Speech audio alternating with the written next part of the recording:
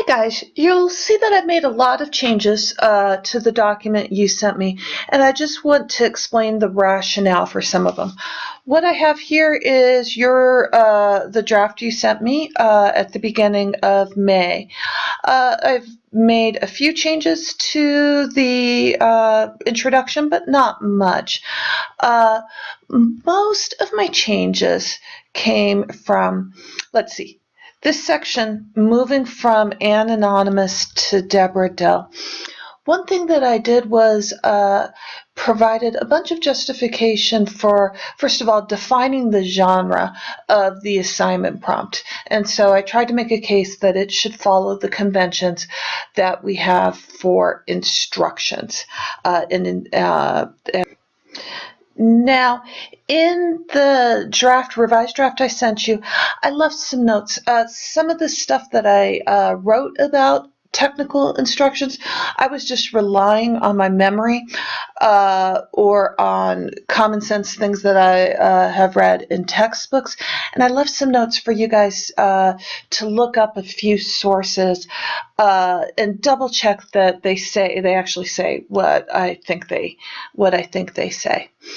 But in particular, I wanted to talk about the changes that we made to get from Anne Anonymous to Deborah Doe, and to really make the case to have this what is good document design section really match your analysis of the first year writing prompts.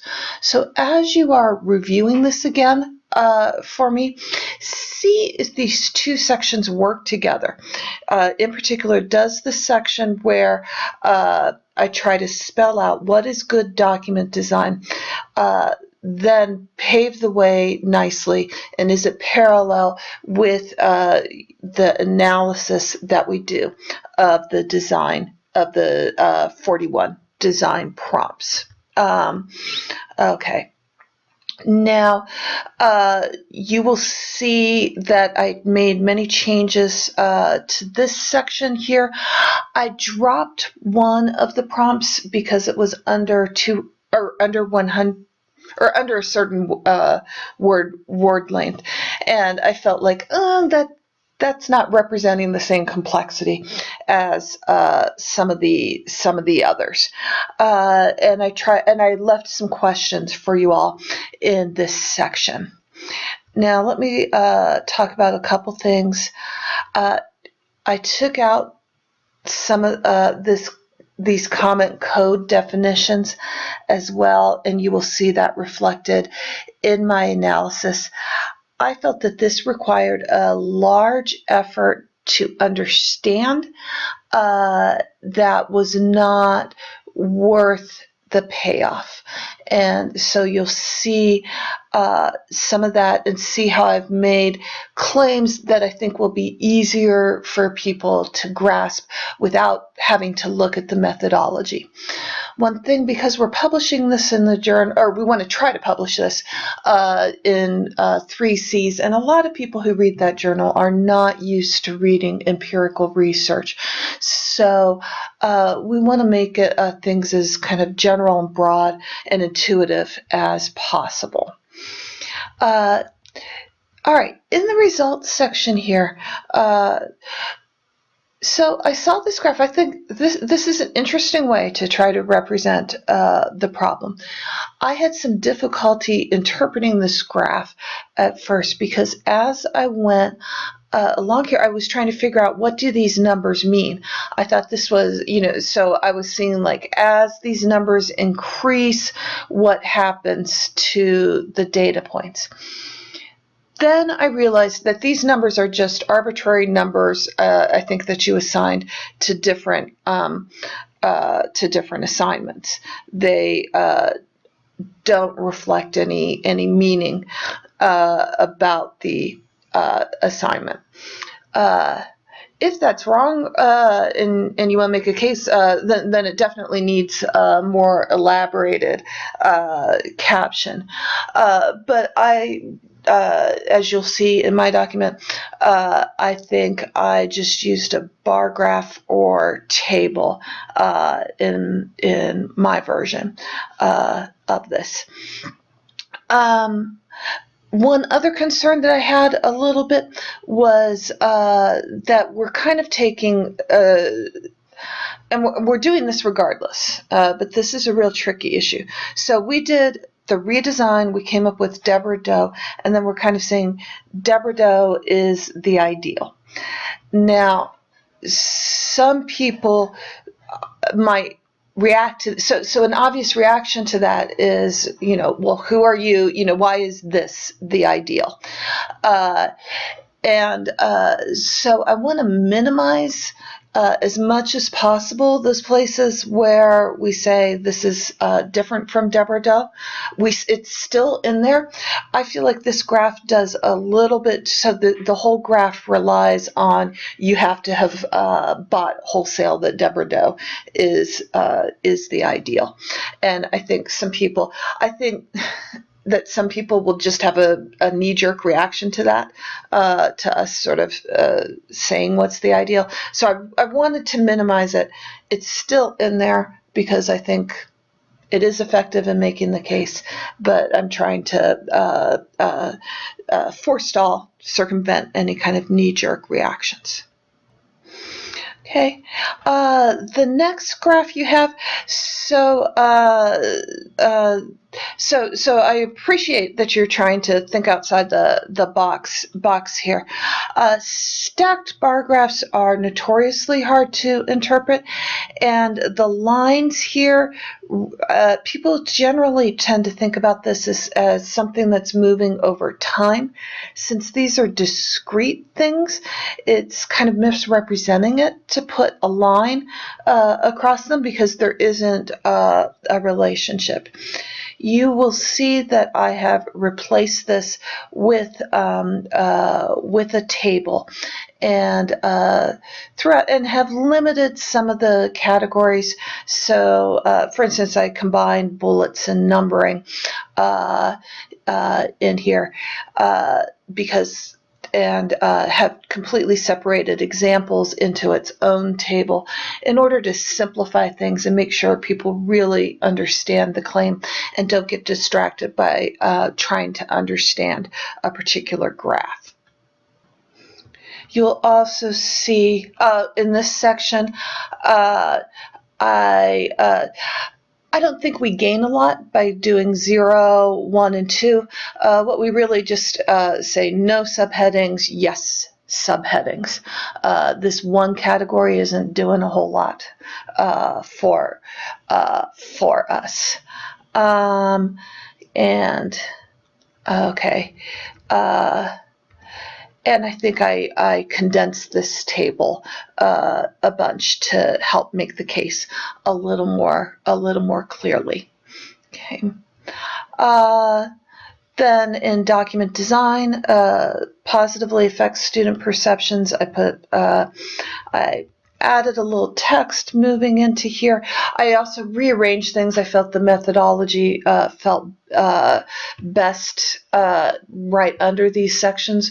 I do realize that you might have had it that way before, and I told you to rearrange it. And I'm sorry if I've gone back and forth. That's part of the writing process. Sometimes you try things out, and then once you see it, it's like, no, that didn't work. Okay. So I got rid of this graph here because I don't think this is a big point that we want to make about international students, and by putting it as a graph, so I put it as just a small point that's kind of subsidiary, and I just talked about it. I don't think we need to represent it because honestly, we don't have we do provide an explanation. We're good, but we don't have a whole lot going on with it, and I don't want it to take away from the main thrust of our argument. Then I rearranged and did a lot with this comment section here. I think this table is challenging to understand, and it's because you're doing a complicated thing here. I can't think of a way to simplify it, but I'm not sure it's worth the effort. And And I am sorry because I know that breaking this out by clause is a lot of work in analyzing them. But I think what is more intuitive for people to understand is certainly much simpler is just the percent of students who mentioned a particular issue. And so and I have a couple notes for you all, places where I'd like you to try and fill in the percents. So, for instance, what percent of students mentioned design elements in their comments at all? I think it's probably quite high, higher than this would be, because this is the percent of clauses that have design elements. And I think most of the students who provided comments mentioned design elements in some way. So I think that will be a stronger claim. And by calculating it at the level of individual, it actually will raise many of the percentage counts. Okay. And you'll see, and actually because of our audience here, I think they will be very persuaded by quotes. I have added many more quotes and done a little bit of underlining, formatting to help them see the key points of those quotes. So I have a few notes for you in there. I also did, to jump down to the discussion section, I really appreciated you guys went into a lot of detail in the discussion section. I have shortened it considerably because I think that will be more genre appropriate, but it was extremely helpful to have more detail than I needed and to cut from here. I would like you to pay really close attention to my discussion section and see if there's anything that got left out that you really think should be in there. One thing that you'll notice that I took out is this bulleted list of things. I talked about the different changes, but I didn't put them as a bulleted list. This is something that I went back and forth with a little bit because on one hand, the bulleted list fits the recommendations. We're saying that there needs to be more chunking, more lists, but we're also talking about that in the context of assignment prompts. And the genre that we're working in right here is a traditional academic essay. So I went ahead and left it more like a traditional academic essay. But if you guys disagree with that, I think I think it'll be easy to persuade me. I left a few notes for you here, and in particular, though, I would really like, and for anywhere in the article, anything that I took out that you think, no, that I really think that should go back in there. Let's go ahead and put it back in, and we'll highlight it, and we'll discuss it. Let me know if you want to discuss this face-to-face. I am around this semester. I'd also like it if you could do a little bit of formatting. Actually, I had a problem with the document after I used it for a while, and then it opened it up in read-only, so I couldn't. I had to copy all of the text and put it into a new document.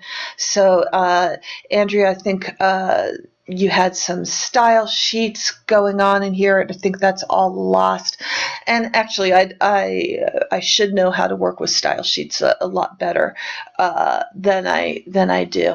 But I'd like to get these headings all 12-point bold Times New Roman, just because that's what's expected in this genre, and there might be some other formatting things to pay attention to. So guys, let me know. I think you guys did a great job on this, and this is, we're like a couple hours from sending it out, I think.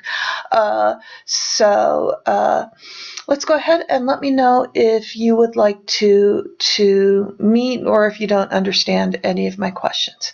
All right, I'm excited. All right, talk to you later.